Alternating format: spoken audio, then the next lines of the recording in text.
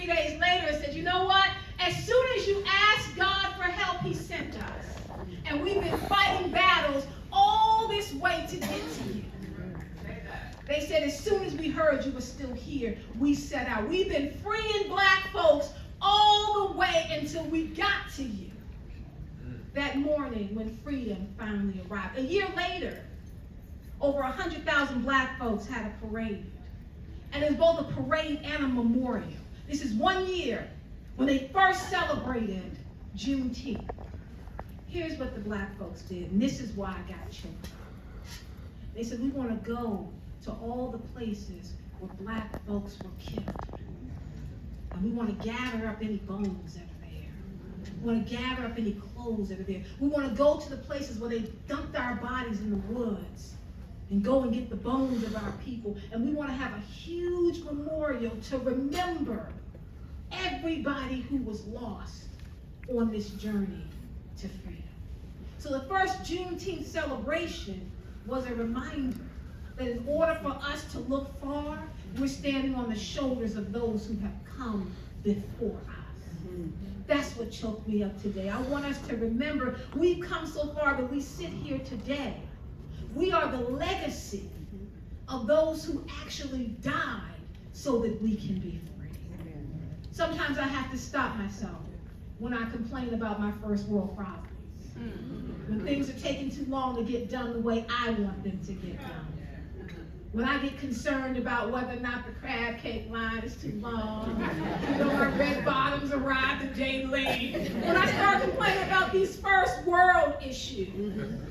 And then I remember for black folks, our legacy in this country is steeped in the graveyard.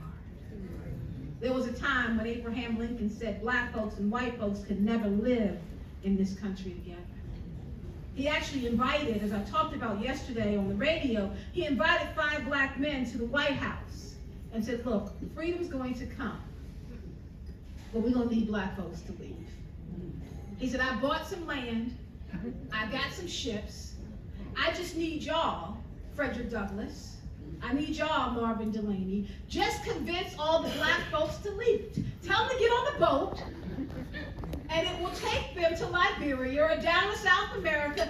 I've got you covered. I just need you to convince all 4 million plus black folks to get out of our country so we can be free. Now, even back then, white folks thought we all talk on Sundays, right? Just call up all the black folks and get them to agree. But Frederick Douglass said something that day, right? We can text all the black folks immediately. Frederick Douglass said something.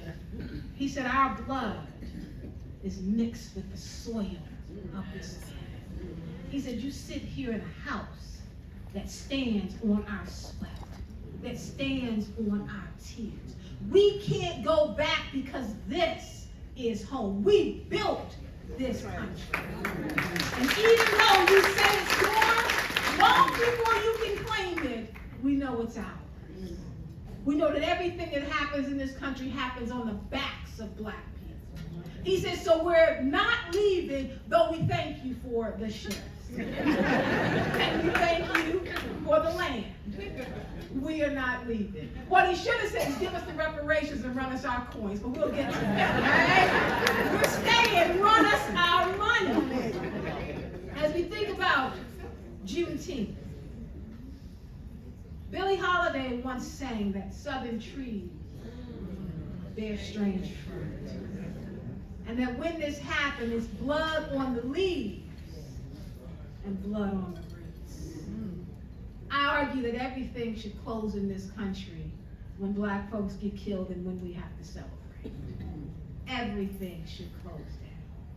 We should do to white supremacy what white folks did to Wall Street and Rosewood. Burn it down and turn around. That when we pick up our firewood, it should take us to the ballot so we can vote in the type of government we need to have to speak to the issues that are concerning our soul. When freedom came to black people, what always gets me is that black men did 2 things. And this is why I love black men. I'm a daddy's girl, if you haven't gathered that. I'm a daddy's girl and Johnny's wife. Some about black men. Got 2 sons, some about black men. But when freedom arrived, black men did 2 things. One, they left the plantations and said, I'm going to go find my wife. They set out on foot, said, I got to go find the wife you took from me. And then once I find her, we're going to go find our kids. The second thing is that black men went to the ballot. There were over 800 black men elected to government during Reconstruction. Black mayors, black sheriffs, 16 black men served in Congress. Black men exercised the power of the ballot, saying, as long as we are here, we know that real power, real change comes through the ballot. Now, I say this in a city where only 21% of the people voted in the last election. I just want to make that note. Because Baltimore City, with the kind of power we have, and black folks in government, we should be Wakanda if we show up and vote. We actually should be able to exercise and have the kind of change that we want to have. You have black folks in power, what's happening? We have to show up and do our part. That was just a little extra, not part of my, it's a little PSA for the speech. Dr. King in 1967, he said, look, we have to radically change our tactics. He was no longer talking about the dream of integration, but about the nightmare of American militarism, racism, and materialism. Dr. King said, in order for us to go forward, we cannot just hold hands and sing freedom songs. This is the Dr. King they want to talk about. He said we need to actively pursue an aggressive political, socio-economic agenda that stands against the military order of this country. He said we have to defend our neighborhoods, defend our children with everything we have. Dr. King also had a license to carry. And Dr. King believed, like Ida B. Wells, you put a Bible and a Winchester in every single one.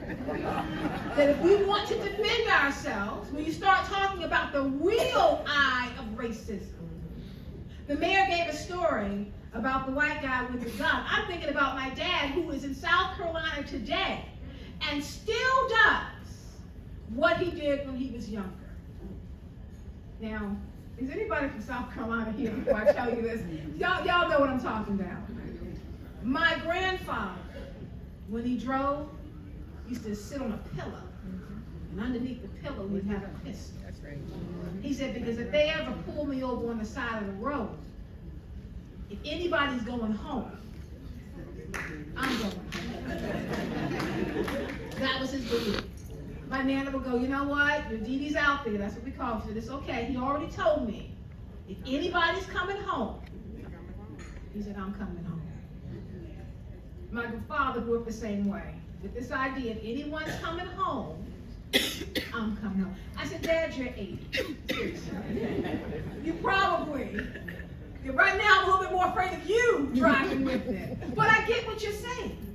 I get what you're talking about. I get what we're looking at. I get that the long eye of history, it is bending towards justice. But justice is taking a long time to get here. Dr. King said the universe is on the side of justice. I'm arguing that maybe we're not all on the same side of the universe. Maybe we don't all understand. In order for us to break what is happening in this country, it is calling upon us to do more than just send good thoughts and prayers. It's calling upon us to show up. It's calling upon us to be active. It's calling upon us to be present. We actually have to decide what type of country we want to live in. Who do we want to be at this moment? And what are we willing to give up to bring the justice that our children so desperately need? At this point, I've come to the belief, sometimes when you get over 45, and I will not say how far over 45, but sometimes when you get over 45, you start to realize that what you're working for is not your own freedom, but the freedom for your children.